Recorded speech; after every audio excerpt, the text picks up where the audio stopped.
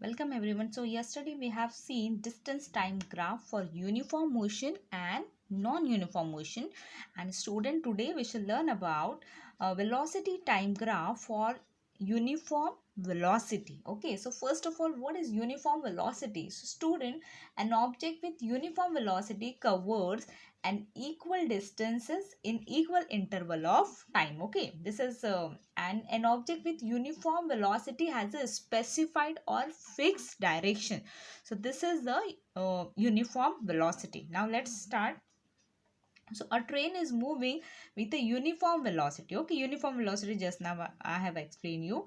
So a train is moving with a uniform velocity of 60 kilometer per hour for 5 hours. Okay, and the velocity time graph for this uniform motion is shown in the figure 1.7. So student, here alongside one figure is given in which the velocity time graph is given. Okay, so on here on x-axis we have time in hours, and on y-axis, on vertical axis, we have velocity kilometer per and the unit of will be kilometer per. Okay, so this is a, we can say, versus time graph. Okay. So scale is given to us that on x-axis 1 centimeter is equals to 1 hour difference. Okay, and on y-axis we have 1 centimeter is equals to 10 kilometer per hour difference. So this is our scale. Now let's see. Here some two questions are given, so we have to solve them. Just see. First question is, with the help of the graph, how will you determine the distance covered by the train between 2 and 4 hours? So student, here you can observe on x-axis the time interval is given, that means 1 hour, 2, 3 up to 6 hours. Okay, so we have to see up to 5 hours. Okay, and on y-axis the velocity is given till 60 kilometer per hour. So here we have we have to calculate that how will you determine the distance covered by the train between 2 hours. So here it will be 2 hours. Okay, 2 hours and 4 hours. So here we have to calculate the distance between these 2 hours. Okay, so let's solve this question. Okay, so to solve this question, we have one formula that velocity is equals to displacement upon time. This we know. Okay, the formula for velocity.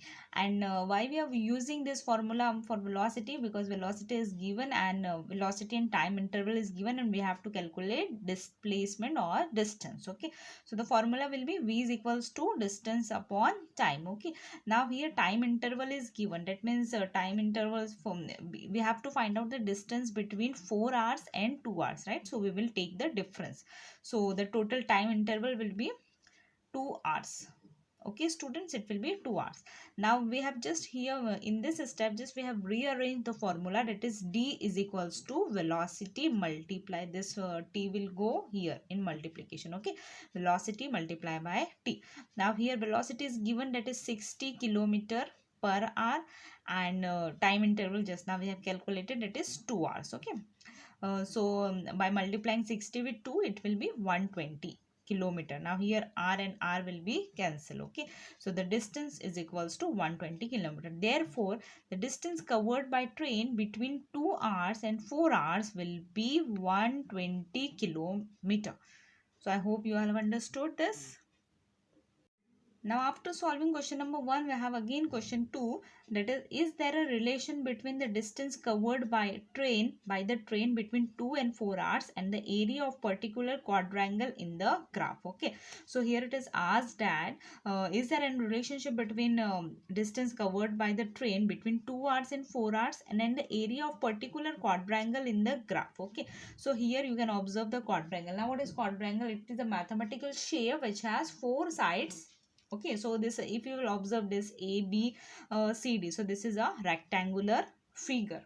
Okay, so to calculate this, we can take the formula of area of a rectangle, right?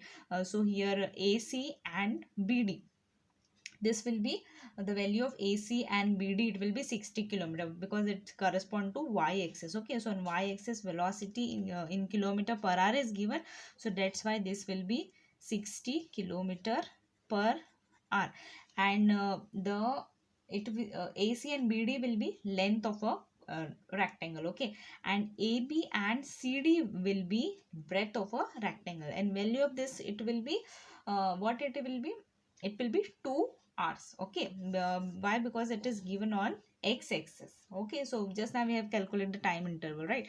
T1 and T2. So the total time, we can say the total time will be T2 minus T1, that will be 4 hours minus 2 hours, which is equals to again 2 hours. Okay, so this is how we have to calculate the total time interval. Delta T means total time interval. Okay, now let's solve this question. Okay, so area of a rectangle ABCD will be length into breadth. Okay, so length will be equal to AC and BD, which is equals to 60 kilometer per hour. Why? Because this is on y-axis. Okay, and breadth of a rectangle ABCD will be AB equals to CD is equals to 2 hours. This is on x-axis. Just now we have seen how to calculate the total time interval. Okay, so therefore area of triangle rectangle or quadrilateral or quadrangle ABCD will be equal to length into breadth. And length will be here. Length we have taken AC, we can take any AC or BD, anything. Okay, AC, and breadth will be, we are taking here AB, right? So value of length is 60 kilometer per hour and breadth is equals to 2 hour. So therefore the total value will be 60 multiplied by 2, it will be 120, and therefore again here R and R will be cancelled, so the unit will be 120 kilometers. So this is how this question to be solved.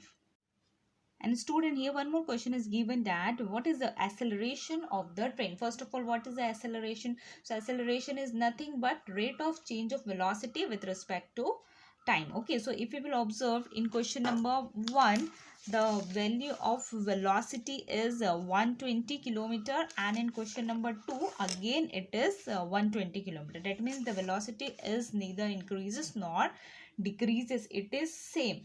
So here train is moving with uniform velocity, so acceleration of train will be 0.